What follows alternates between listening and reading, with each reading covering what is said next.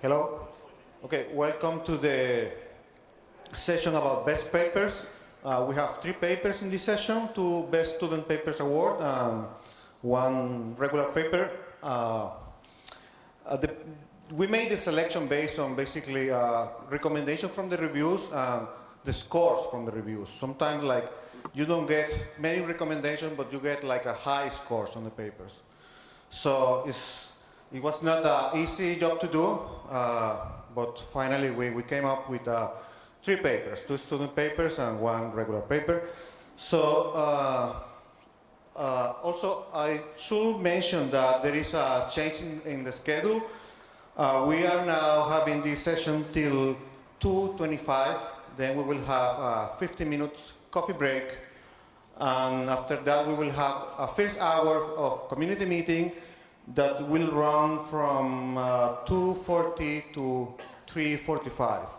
Then after that we will have a long break. It's 2 hours and 15 minutes for watching the game. And we are lucky the game will be finished before we start again at 6. And then at 6 we will have the second hour of the community meeting. That in that hour we will give awards that were the Best Dissertation Award and the runner-up for the Best Dissertation Award, and we have also the Influential Paper Award, and we also will give the certificates for the best papers.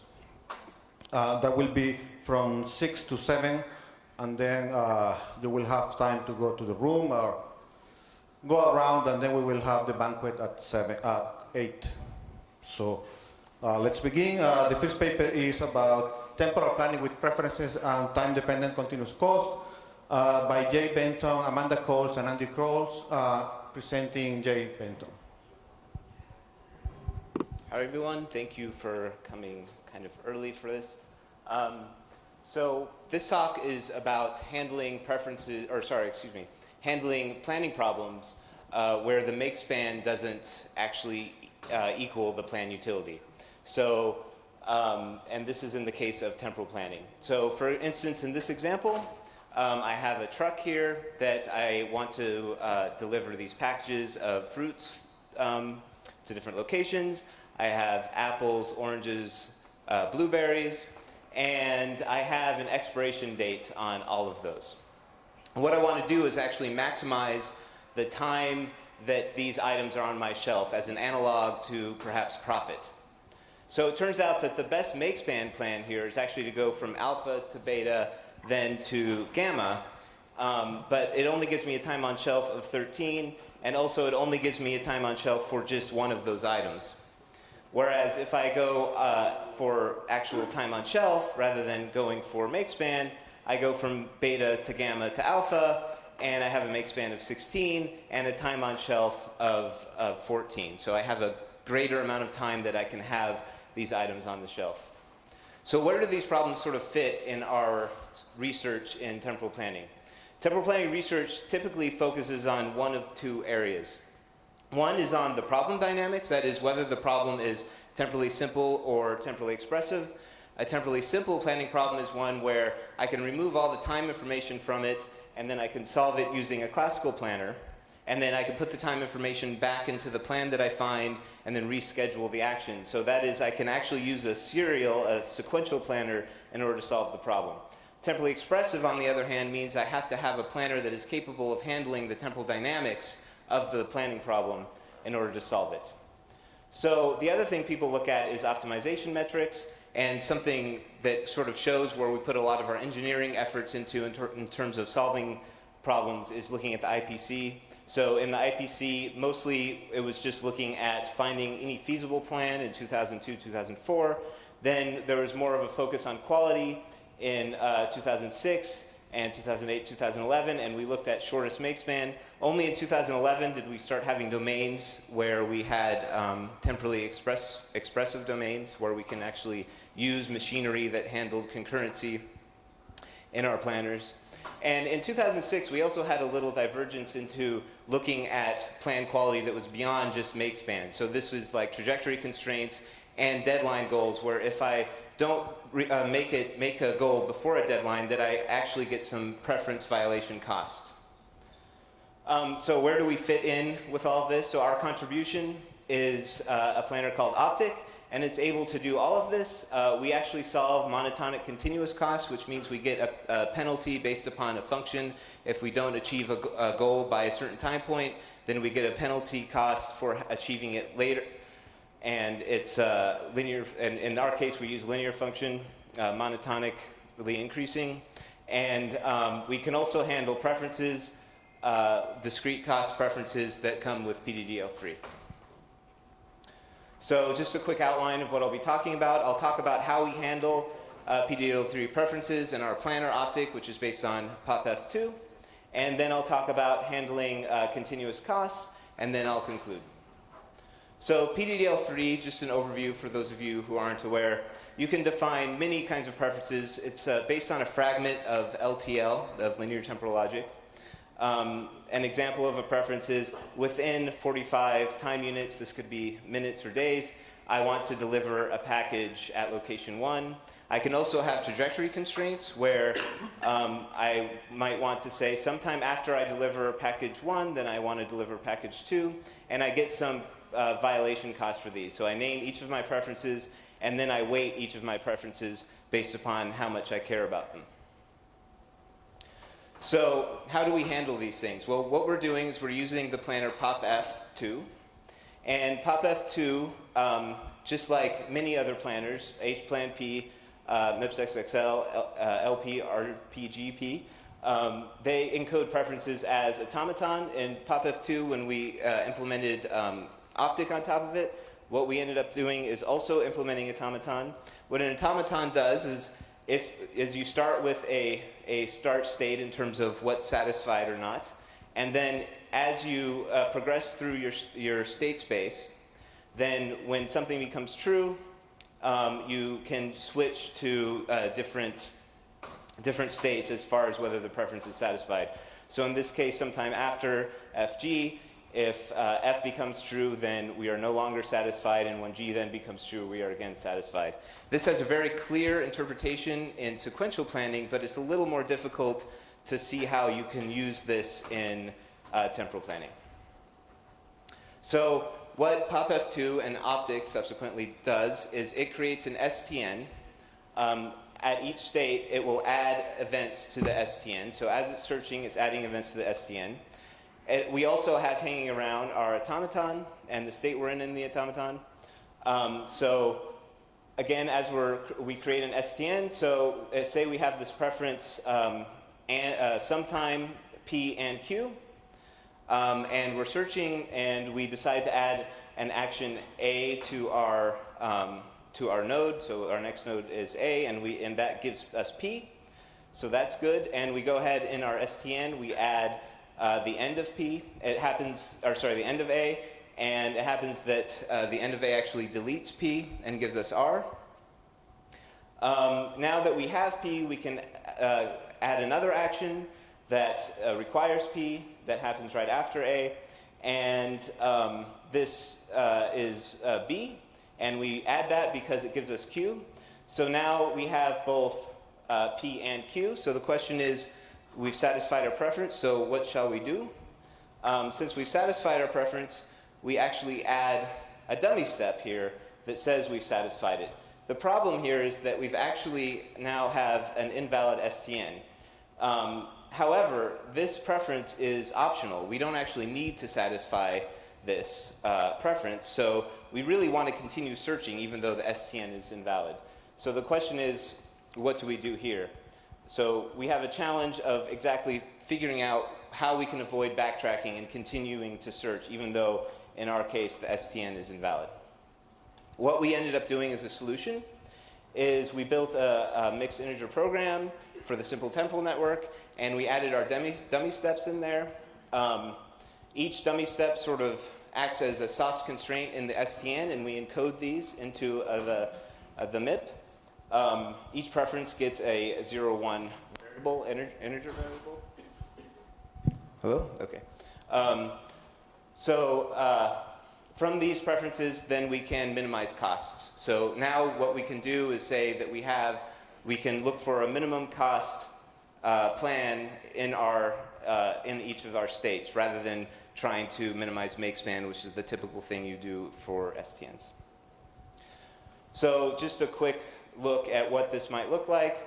The idea is if we ever violate a constraint, an ordering constraint, then one of these variables that we have, in this case xwv, will become true, will become 1.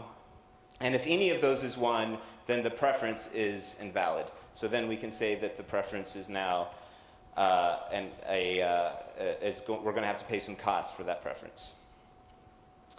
So we compared our planner with several other planners, MIPS XXL, SG Plan, and we also implemented SG Plan W, which is where you inject some random action in there to get rid of the training that seems to be done in SG Plan.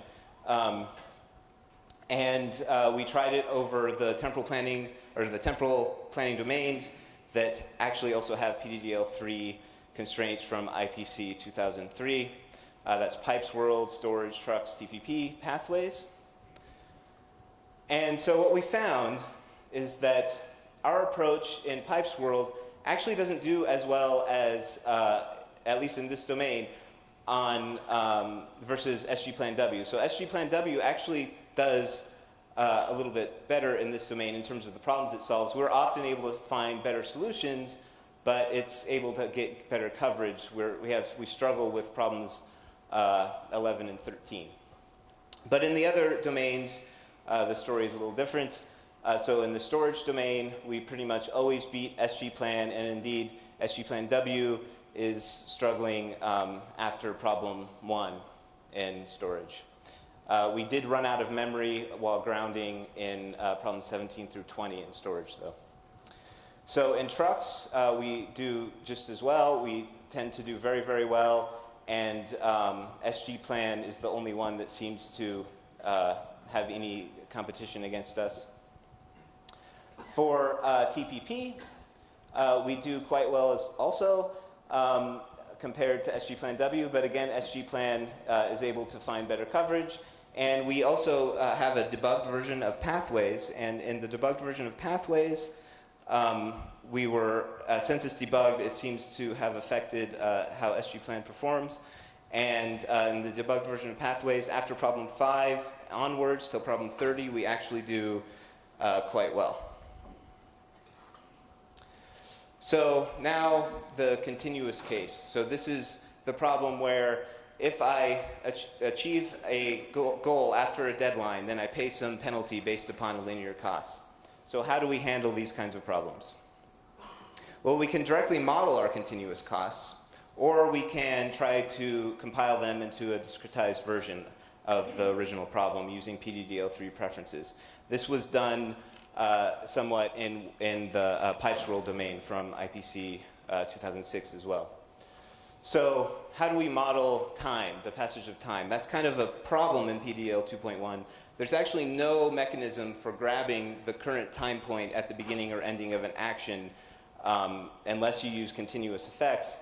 And so what we ended up doing is we implemented a version of process from PDDL Plus that allows us to have a time ticker. So this gives us the ability to grab the current time. Otherwise, we do something similar to what Cater and Geffner do in order to compile soft goals.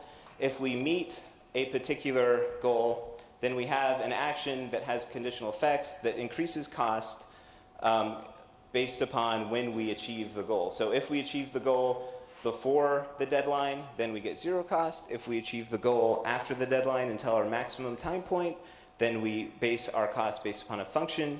And if we achieve our goal after the maximum cost time point, then we have to pay maximum cost. And then we say that we have collected this cost, and we have a new goal that, that we want to achieve of having collected that cost.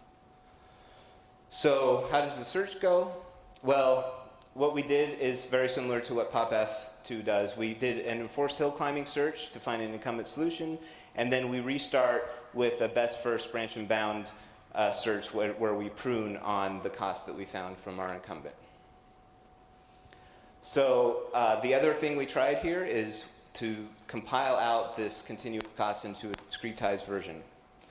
So how does that work? Well, we simply, if we're cutting it into 3 pieces, we simply have 3 different within preferences for each of those pieces. And then we combine them, and then when you sum up all of these, you get your discretized version of the planning problem. So the question we had here, though, is what is the best granularity? How should we exactly break up our continuous cost function? So when we were looking at this, what we discovered is that the discretized version of the planning problem actually has an advantage that we didn't expect. Maybe some search people might have expected this, but we didn't exactly expect this. So once we found a solution, what happened was the search ended up pruning away solutions that looked of the same. And in doing so, it sped up the search and allowed us to look for a better solution. So we would find then this solution, and so it would increase. But the problem is that we would miss this better plan, so we wouldn't get the same incremental behavior, but we would actually end up getting better solutions. We would have big jumps in solutions. So we have 2 contenders here. We have a continuous approach and a discretized approach. The continuous approach gave us more accurate solutions. The discretized approach looked at things, had a faster search and gave us bigger jumps in quality. So what we did is we tried to merge the 2. We implemented what we call a tiered approach. And what a tiered approach does is it allows us to find a first solution value, and then using that solution value, we actually prune based upon that solution values in half. So essentially, if we have a value of 128, then we start actually pruning from 64, and we search for 5 minutes, and then switch to pruning at, in this case, it's 96, and then we continue this 4 times until we're now again searching on the original continuous version of the planning problem. So we compared our approaches, running directly on the continuous model and on the discretized model, and also our tiered approach. With the discretized model, we used splitting each cost function into 3, 5, and 10 parts. We generated 3 continuous cost domains because there's actually no benchmarks right now that we're aware of that would allow us to test our method. So we generated our own domains, an elevators domain, OpenStack's domain, and a crew planning domain. And in elevators, it turns out that actually, at least the way we set up the problem, that minimizing makespan turned out to do quite well, and it's about equal to our continuous tiered approach. Splitting into parts didn't do as well, at least splitting into 3 parts. In crew planning, what we found was that minimizing makespan in some cases did just as well, but actually our continuous tiered approach did much better. And the sort of real winner is in OpenStack's, where the minimizing makespan really didn't do well at all, and splitting into pieces also tended not to do as well, except for when we split into 3 occasionally, it worked well. And the continuous tiered approach we had actually really seemed to beat overall everybody. So what we have now is a state-of-the-art planner that is capable of handling PDDL3 preferences. It's a temporal planner, and it's capable also of solving temporally expressive planning problems. It handles monotonic continuous cost functions as well, which is something new. And also, we have now an efficient search technique that we're using in order to solve these continuous cost functions. So for future work, what we'd like to do is look at an analog of this for the always within preference. So the idea is after I achieve a particular goal, then I have a certain amount of time before I can achieve another goal, otherwise I'll get penalty, and a continuous penalty. And also we'd like to test our new search approach on other sorts of planning problems like classical planning problems. So that's it, thank you.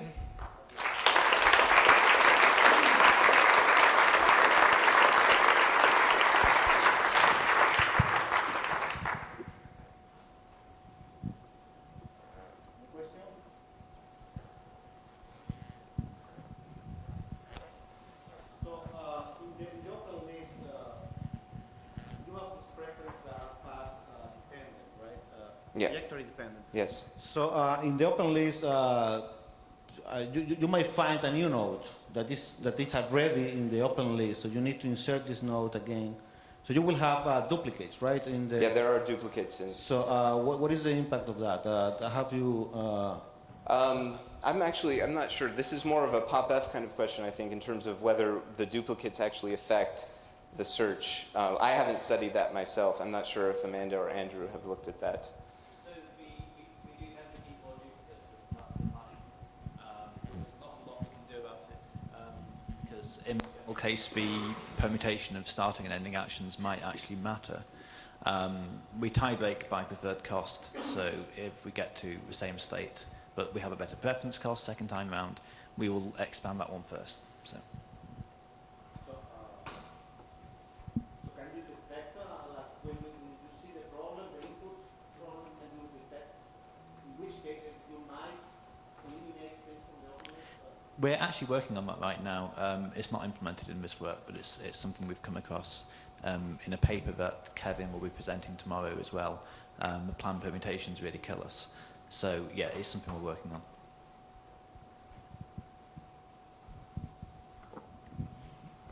Any other questions? Next time, speaker again.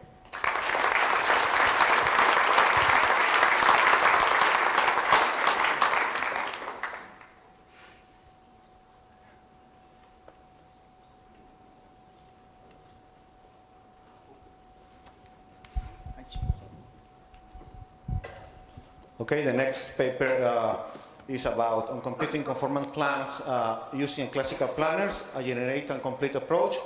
And the paper is by Kong and Nguyen, Bien Tran, Tran Can Sao, and Enrico Pontelli. And it will be presented by Koi. Thank you for the introduction. So the take-home message is that we develop a novel approach to conformant landing.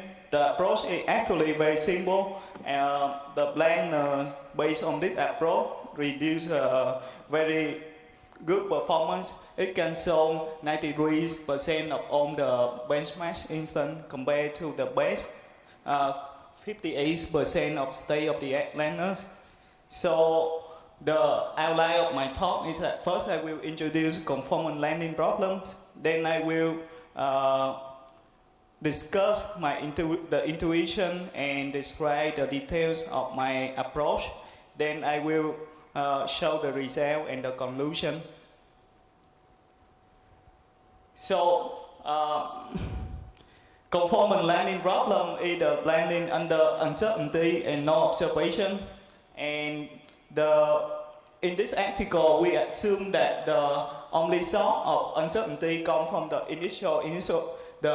incomplete initial state, and given that problem, we would like to compute a conformant land, which is a sequential plan that execute in all the possible situations we can achieve the goal. Formally, we can define that by a for tuple FOIG, where F is a set of proposition, O is a set of operator, and I is the incomplete initial state, G the goal. And given that, we would like to compute the conformant land as we described in the reverse slide.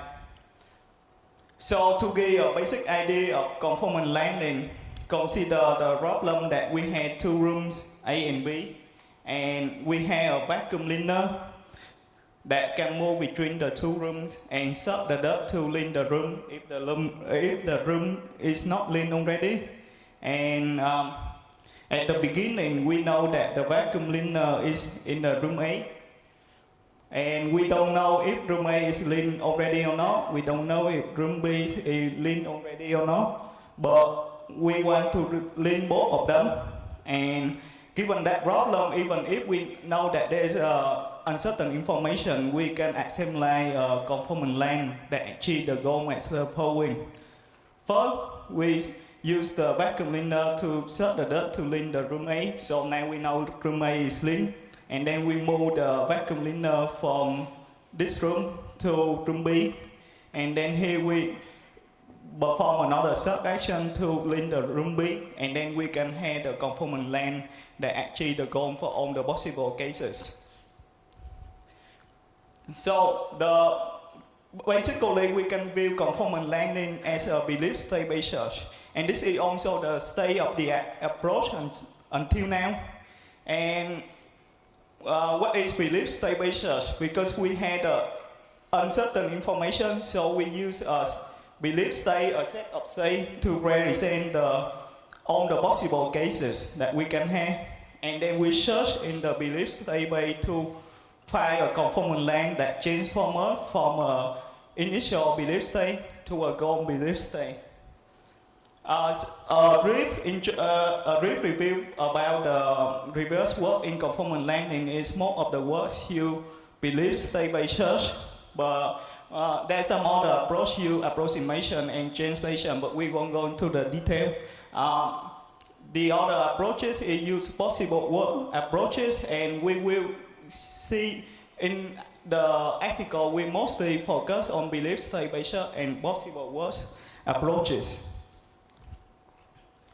So the challenge of the conformant landing is that we have a huge amount of uncertainty, and this can be summed up as the following. Consider that we have a landing problem with n fluence. In lexical landing, we would have 0 and no fluence. So we already know that we only have one initial state, and the size of the state in lexical landing is 2 to the n.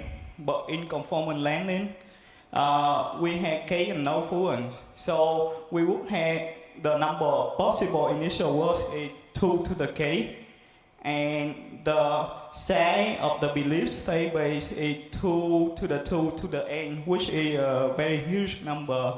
And searching in this state base is somehow ineffective, and we try to avoid that. So in this talk, the intuition of our approach is that we want to try to find an alternative approach to the belief state-based search. And basically, what we try to do is we will view conformant landing problems as a set of lexical landing problems. So because the amount of information is huge, we don't try to search in the beliefs state any longer, but we try to relax and look at it as a set of different set of lexical landing problem, and we explore the possible interactions between the lexical problems. There are some people try to do that before generate and test approach and fragment approach, but until now this kind of approach is not as competitive as the belief state-based search. And in my opinion, they run into two problems. The first one is that, as we already know, the number of possible words is also an exponential number. And the second one is that they don't have an effective method to exploit the interaction between the possible words. So we try to answer these two questions, but first we will show that it's possible to find a conformant land without search in the belief state base. So the method is we will try to motivate our approach in the vacuum linear situation. So the vacuum linear, we had two possible the one is at both square link, and the other is that only A is dirty and only B dirty, and the last one is that both square are dirty. So we look at different lexical problems and we solve them one after another, then try to assemble the plan instead of trying to solve all of them at once. And what we do is, for the first case, well, actually the goal is already achieved, so we have empty land, we don't need to do anything. The second case is that the room A is dirty, and we have the vacuum linears at the room A, so we perform the sub-action to link it. The third case, when we had the room B is dirty, then we move the vacuum cleaner from A to B and insert the room B to clean it. However, the important thing is that if we keep doing solving each different problem, then we would never come to a conformant length. So we need to keep the reverse length in mind. So we keep the length from the reverse work here, and we assemble the plan of cert move A, B, and cert. And in the last case, because we check that both square dirty, but the length from the reverse work already covered for this case. So we get the conformant length of cert move A, B, and cert. So our approach, actually, we try to answer the question of the two questions that we raised before. The first one is the number of possible work is huge, and fortunately there are some techniques to solve it before. There's one of that is called one-off reduction that try to reduce the number of possible works that we had to consider, and we apply that. This is not something new, but we just apply that, and it's already in conformant landing. So in the vacuum cleaner work, we have 4 possible state initial situation, but after the one-off reduction, we can just reduce that into 2, because we can see that the first case and the last case, we don't need to do anything. So by reduce that, we can consider a smaller number of possible initial situations. The second question is how to exploit the interaction between possible works efficiently. And this is also the key idea of our approach, is that we will generate and complete it. So consider the extreme case that we only have 2 possible work, and we get the plan for the first one. Then how do we modify it to obtain the plan for the second one? And from the example, we already see that it's impossible that I keep the reverse length and I insert some action into it to modify it to conform to the new situation that arises. And the design to insert the action is that we try to achieve the goals for the new possible works, because the reverse length may not take into account of the new possible situation. And because we use the plan from the reverse case, so it may not be executable any longer in the new situation. So we need to maintain the executability of the new plan in the new possible world.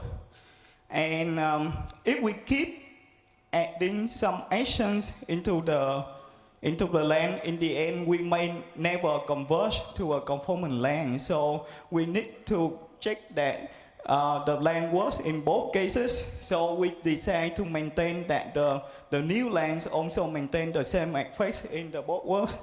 And so to give an illustration, now we have a land alpha for the first case, and we try to extend it to take into account of the new situations. And how do we do it? We run along the first land until we cannot execute any longer. And at this point, we see that the action at A somehow it does not perform as we expect. And the reason it does not perform maybe because the precondition is broken, so it's no longer executable in the new world, or because the effects that we want it to happen now do not come because of the new situation. So we call a lexical planner here to maintain the precondition and the effects of A in the new world, and then we continue this method with the rest, the remainings of the land. So if we fail here, we come back and generate a new plan for the first situation. Another consideration is that if we extend the plan and in the end we do not reach the goal that we want to, then we have to add another goal to make another goal to a lexical plan to achieve the goal in the new world. And similarly, if we fail here, we have to go back to the first world to generate a new plan. So the basic idea is very simple. Now we generate the plan M50 for the first world, and then we go on keeping the plan and try to complete that for all the possible situations, and we go on until the last case, and if we test if that is conformant land, then we return it as a conformant land. However, in this case of completion, we may fail to complete that because maybe the plan is not possible to complete, or because of our completion does not consider all the possible methods of completion. So if there's some failure here, we decide to go back to the first world and call the plan to generate a new land for us. And that is the generate and complete approach. And the advantage of our approach is that now basically we search in the state base instead of the belief state base, and we break the process of computing a conformant length into many small problem of lexical planning, and these are like potentially easier to solve.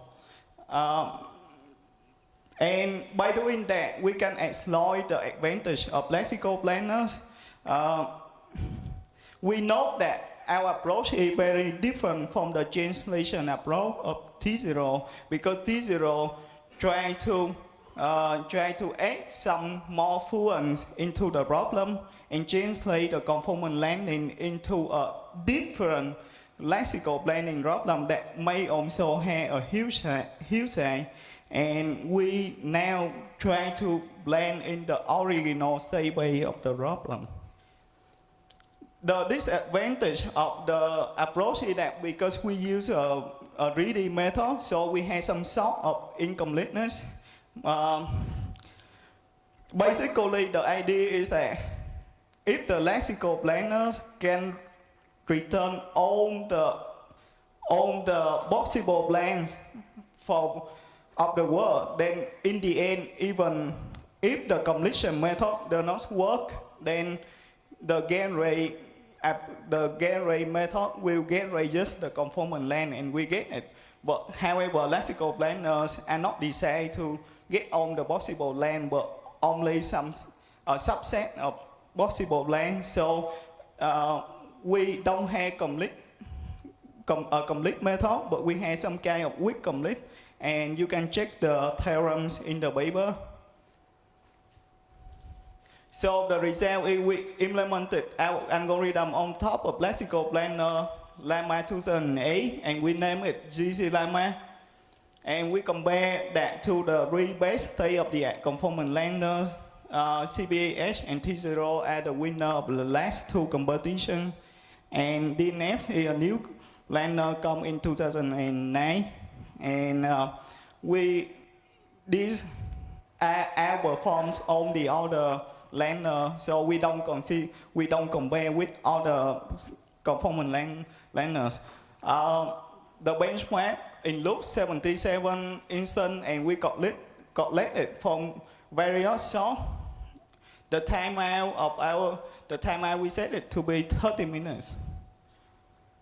So the basic result is that the coverage, now we can solve 93% of all the problems compared to the base of DNF only 58. And more than that, we are able to solve many problems that no other planners were able to solve before on this, not only this three lander, but on other planners in their report. And to look a little bit more into detail, here is the number of problems solved in some domain, and basically we always the one solve the most in all the domains. And in some cases, the difference is really huge. For example, the short num here, we solve 25 problems, and the second one only come up with 7 problems solved. And look a little bit more into the details of time and length. We see that usually we only lose in some small instance of the problem, but when we scale up to the big instance in the same domain, we pick all the planner. So here we solve the problem under 1 second, and the other planner abort due to the out of memory. We also test with finite state controller domains, which is the domain where we apply conformal landings at the application, and the result give a very positive indication that now we can apply conformal landing to all the fields. Basically, we solve a lot of problems in a very short time, and all the planners abort due to out of memory, or they run until the timeout without the result. So in conclusion, we developed a novel approach to conformal landing, and the approach is very simple, and we also can exploit the best lexical planners, and based on that approach, we developed a conformal land called GC Lemma, and it has a very good coverage and excellent performance. So in the future, we would like to apply conformal landing to other areas. For example, like the cellular automata or the contingent landing problem. We also want to investigate on the ordering of the possible words, because if right now we choose arbitrary ordering for the completion method, and we want to find out if we choose different orderings, how does it affect our algorithms.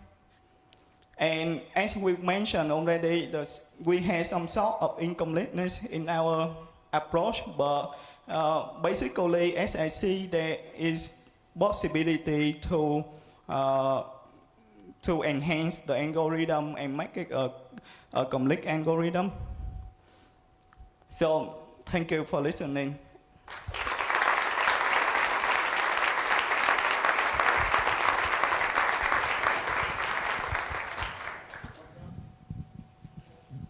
Just wanted to ask quickly, how did you select the initial ordering of partial worlds? From now, I just take the BDDL file, whatever order they have, and I put there. But as I already say, the ordering, I observe that it may have an effect on the performance. But for now, we didn't do any complete experiment on that, so I don't know. But random, most of you can say that. Yeah, I have the mic. So, 2 questions. One, given the very impressive performance, just want to make sure before I'm going to drink him, be happy. The plans that you have generated, have you verified them even by hand? Like, can I be sure that these are conformal plans? So actually, I did that. I take the verifier and I run it. Like but basically, you can see that I do a verify the test after that. In the algorithm, I already did. Which classical plan you verify with verifier? No, I only verify in the end, because to not waste the result. Because basically you can see that.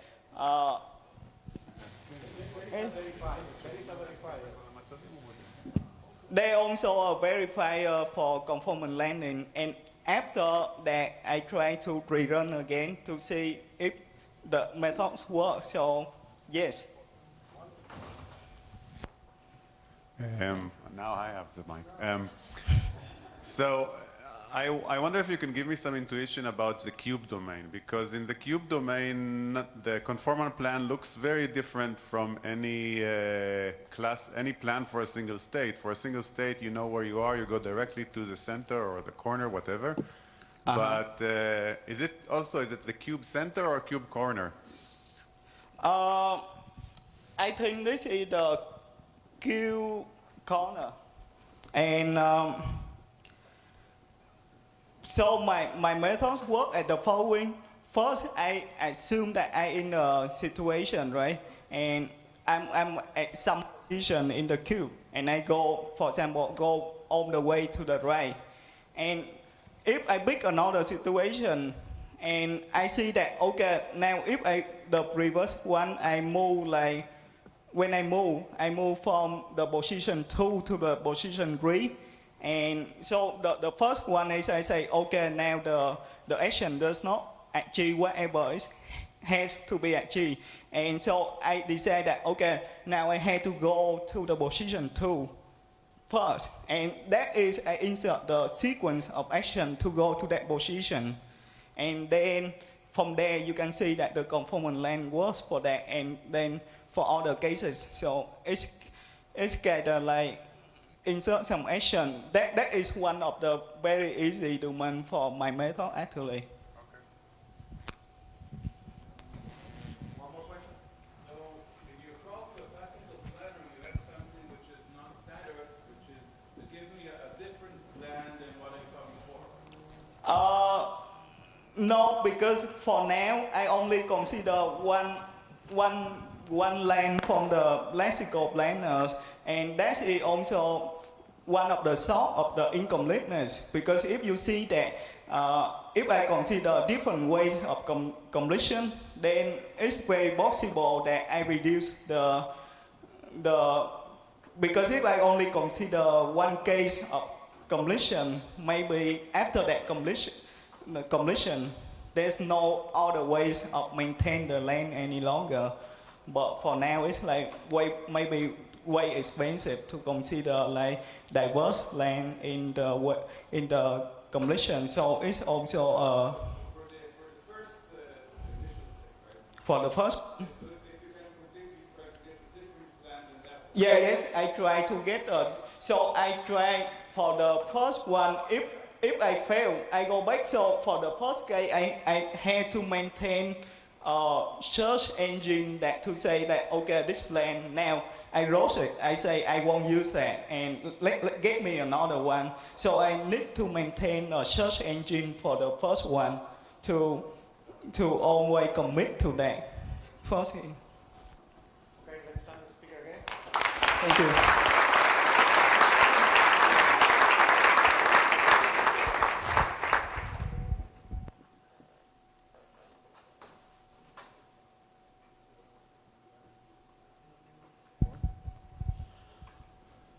Okay, so the last paper is a regular paper.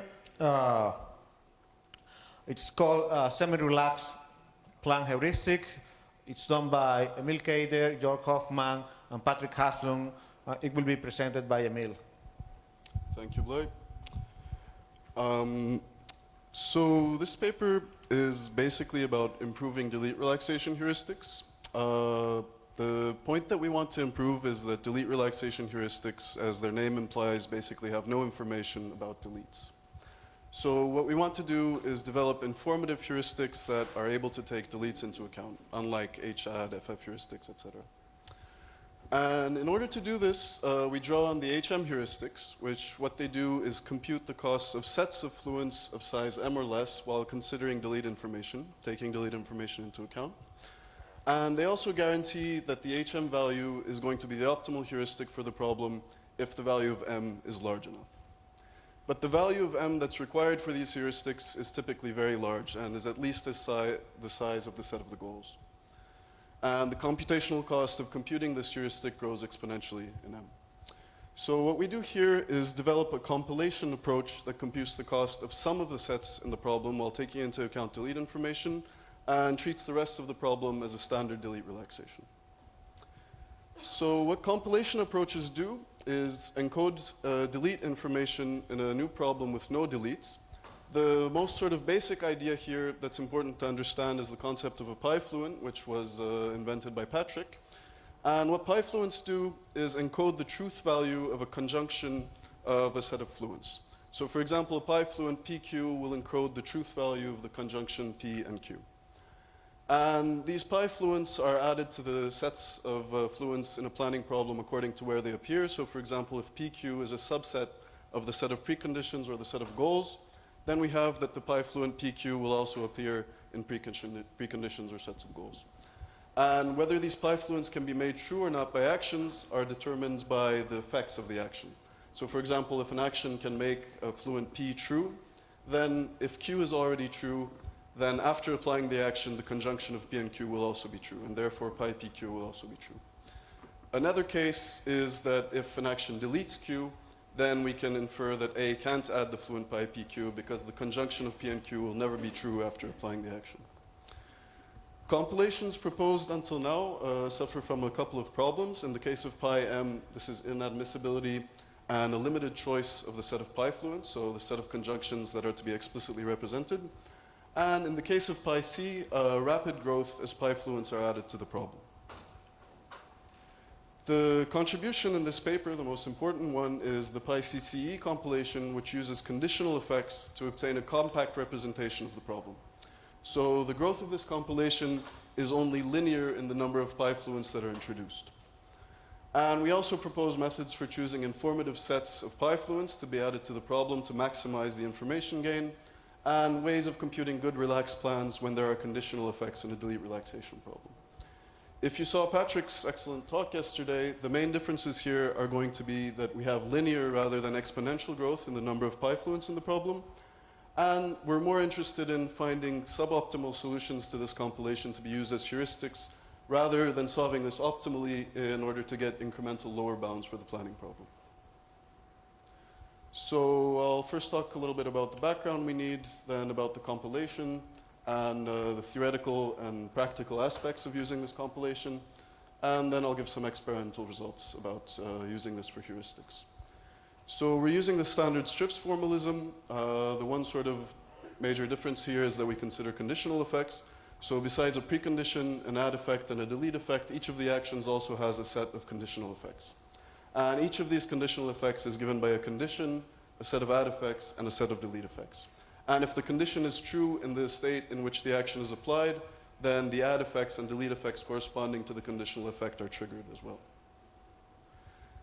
You're all probably familiar with the delete relaxation.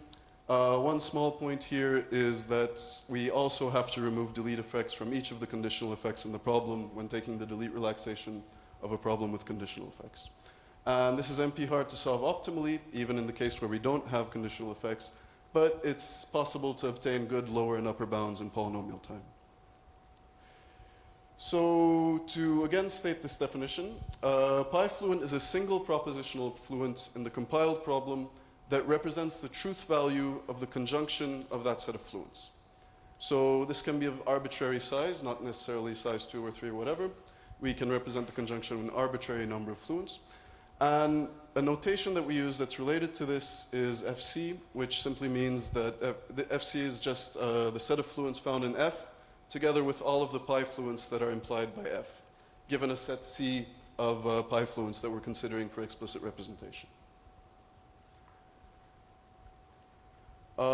Some common features of the two compilations I'm going to talk about. In both of them, we have some set C that determines the pi fluents we're going to consider.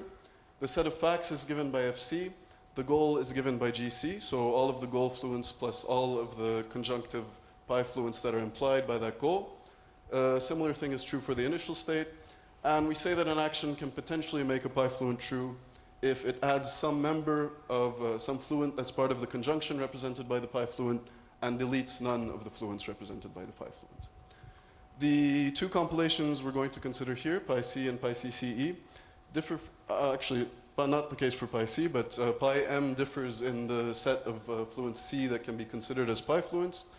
And the two that we consider here, pi C and pi CCE, differ in terms of how the action representatives are constructed, given these pi fluents. So in the PyC compilation, what is done is that for each possible subset of the set of PyFluents that are being considered in the problem, we construct an action representative. So basically, we enumerate all of the different situations in which an action can be applied. I won't give the equations that describe how these actions are constructed, but if we consider a very simple action that adds only the fluent P and a set of PyFluents given by the sets PQ, PR, and QR, we get 4 different representatives. So A, in this situation, can potentially add PQ and PR, but cannot add QR since it doesn't add any of its members. And the four representatives we get for A are the representative with the empty set, which is simply A itself, 2 representatives which add a single PyFluent each. So if Q is a precondition for that action, then after applying the action, PyPQ will also be true. And finally, we have this last action representative, which can make 2 PyFluents true simultaneously. One important thing to notice here is that PyQR is also a precondition for this action. Because when we're applying the action, we're assuming that Q and R are going to be true simultaneously for PyPQ and PyPR to be made true. So the drawback to this is that enumerating all of these subsets makes the growth of PyC potentially exponential in the size of the number, in the number of PyFluents that we're considering. The compilation that we introduce here is called the PyCCE compilation, and what it does is to use conditional effects to make the growth linear rather than exponential. And rather than enumerating each of the different situations in which the action can be applied, what we do is describe the conditions under which each PyFluent is made true individually. So we then have a single action with 2 conditional effects, each of which can add a single PyFluent. And I said in the previous slide that the precondition PyQR was going to be important. The reason for that here is that if you look carefully, PyQR doesn't appear as a precondition or condition anywhere in this problem, anywhere in the description of this action. So that allows the growth of the problem to be linear in the size of C, but it incurs some loss of information compared to the PyC compilation. And a second potential drawback is that we have to solve problems that have conditional effects in order to obtain a heuristic. So to look at this at a high level, so what the relationships between these compilations are, if we consider the following inequalities, at one end we have the optimal heuristic for the planning problem, and at the other hand we have the optimal delete relaxation heuristic. And in between these, for whatever C we choose, we have the delete relaxation, the optimal delete relaxation heuristic is computed for PyC, and the optimal delete relaxation is computed for PyCCE. And we have the result that the optimal delete relaxation for PyC dominates the optimal delete relaxation heuristic for PyCCE, due to this list of information mentioned in the previous slide.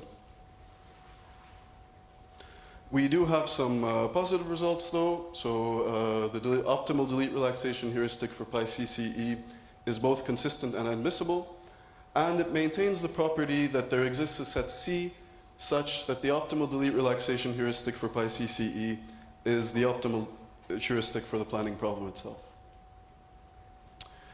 So the question then arises, how do we actually get an informative set of PyFluents to be considered in the problem?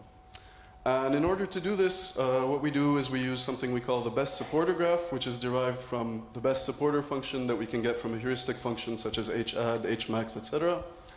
And a graph that's constructed that represents the relax that we derive from these best supporters, whose nodes are given by the conditional effects used in the relax plan, and which contains edges whenever a conditional effect is the best supporter for some precondition of another conditional effect. So to consider a simple example of this, if we have this blocks world problem, we have the actions unstack AB, pick up B, and stack BC in the relax plan in the initial state.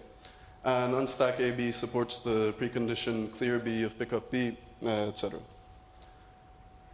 So to find conflicts in this relax plan, there are 2 possibilities.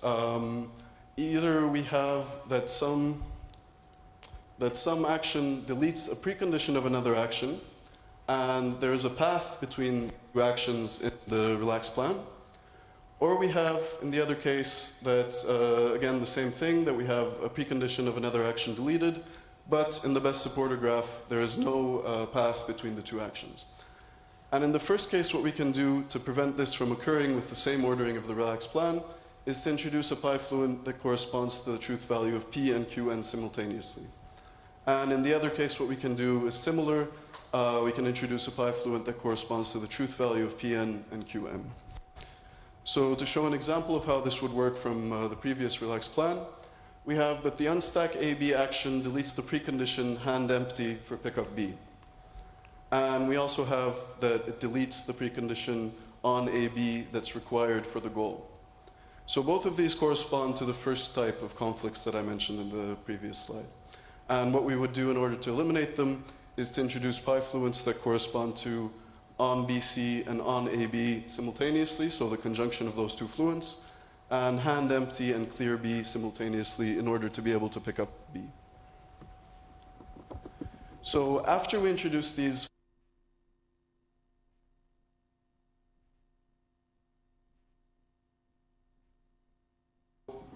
if we want to get to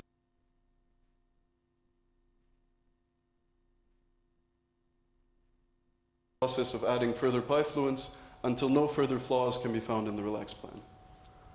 And if neither of the two types of conflicts that I described in the previous slides exist, then the relaxed plan is also a plan for the actual planning problem. So what we do in order to construct this compilation is to apply the following algorithm in the initial state of the planning problem. We start with an empty set of pi fluents. We get a relaxed plan. We choose a conflict from this relaxed plan as long as we haven't reached a size bound that we predetermined for the size of the compilation. And we replan given this new compilation that also includes this pi fluent.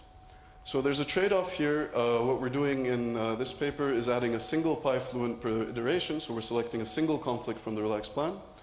And the trade-off is that we could add more pi fluents at each step, which would potentially rule out more relaxed plans at each step, but it may also end up growing the size of the problem unnecessarily.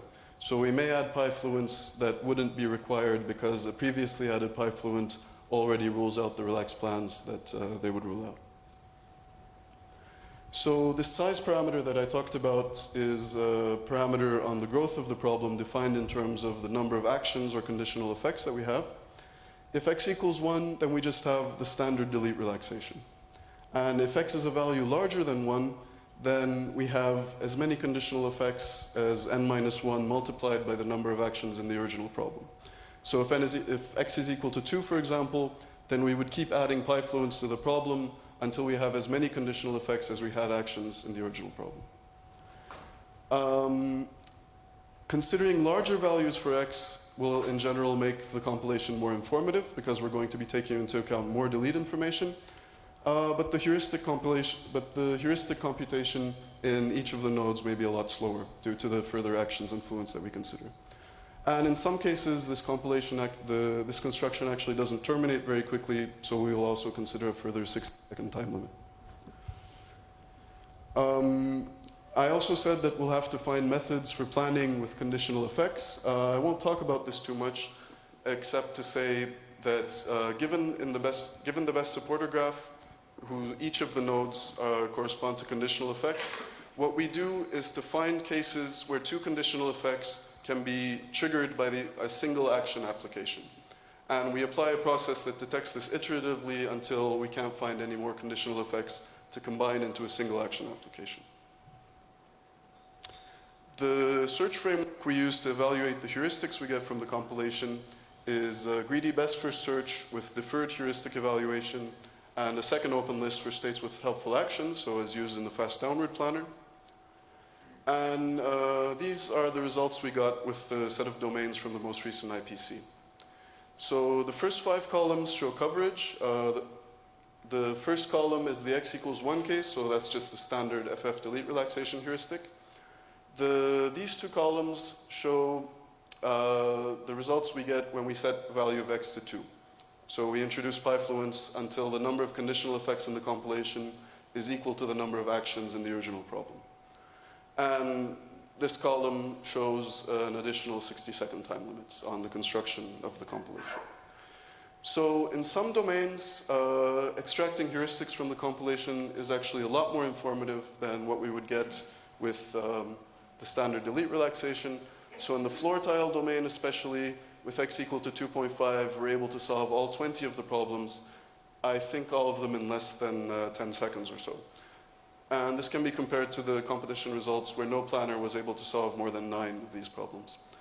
And there's also some other domains where we do improve in coverage. These two columns show the median increase in the ratio of heuristic evaluations for the problems that are solved with both x equals 1 and whatever x value is shown here. So this shows that in the floor tile domain, these heuristics are several orders of magnitude more informative than delete relaxation heuristics. So thanks to whoever invented the floor tile domain. And in the woodworking domain, for example, we also have 2 orders of magnitude improvements, and also in the barman domain, not 2 orders of magnitude, but some improvement. And in general, we have slight improvement, but there are also cases where the compilation gives less informative heuristics. This last column shows the slowdown per heuristic evaluation. Since we're considering problems with more fluents and more effects, the heuristic evaluation is somewhat slower. So for example, in the case of the floor tile domain, this means that it takes 4 times as long with the compilation to evaluate a node as it does with the standard delete relaxation heuristic. Thanks again to the floor tile domain person. This shows the number of heuristic evaluations that we get in that domain for different values of x. So you can really see that there's a smooth improvement in the informativeness of the heuristics with the amount of pi fluents, the amount of delete information that's included in the compilation. So to conclude, we presented a flexible method for augmenting the delete relaxation with delete information. The optimal solutions to this compilation are admissible, but what we considered here is solving it suboptimally and using that as an inadmissible heuristic for satisficing planning. The growth of this compilation is linear in the number of pi fluents that are introduced, but this comes at the cost of some loss of information compared to the Pi-C compilation presented by Patrick yesterday. And there are some domains where we can get really drastic improvements in informativeness using this compilation. Some future challenges that we're thinking about are more principled methods for choosing pi fluents, which pi fluents to introduce at every step. We noticed that there can be some variation in how quickly and how informatively various domains are solved, depending on sort of criteria that might seem arbitrary for the pi fluent selection. We also want to look at the use of pi fluents for other uses, such as enforcing precedence constraints, given a set of preconditions to be achieved, for example. And finally, another thing is that we want to consider schemes where pi fluents are added to the problem only if they're required. So maybe we start off with the delete relaxation and we somehow realize we're in a heuristic plateau and that we need more delete information to get past that plateau. So that's another thing that we want to look at. Thanks for your attention.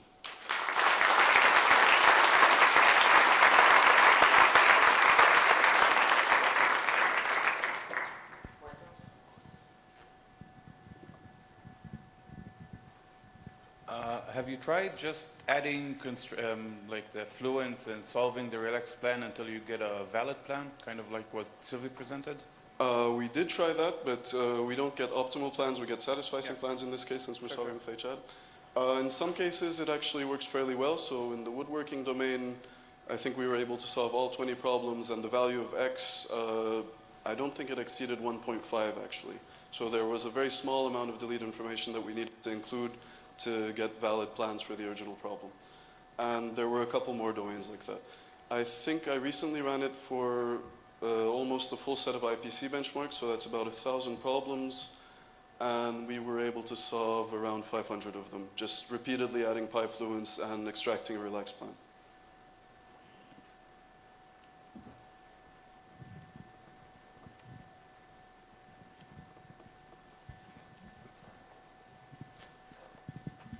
Thanks. I think this is very nice work. There's a nice analogy between what you're doing and cutting plane generation, mixed integer programming. So what they do mostly at the root node is generate linear constraints that tighten relaxation.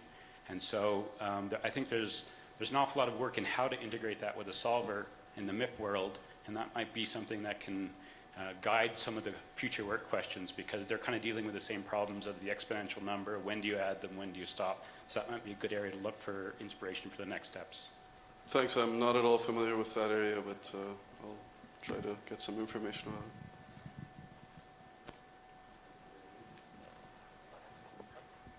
Actually, I have a question.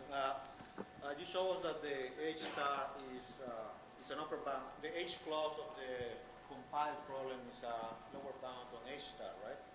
Mm-hmm. So what about the H star of the compiled problem? The H star of pi c or pi CCE? Well, in this paper, we're considering only delete relaxed problem versions of these compilations anyway. So it's H plus and H star are the same thing. All right.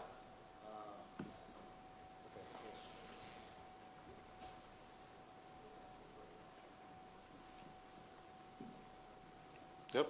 So how well it will behave if you plug it into some multiple path? If we actually solve the compilation optimally and then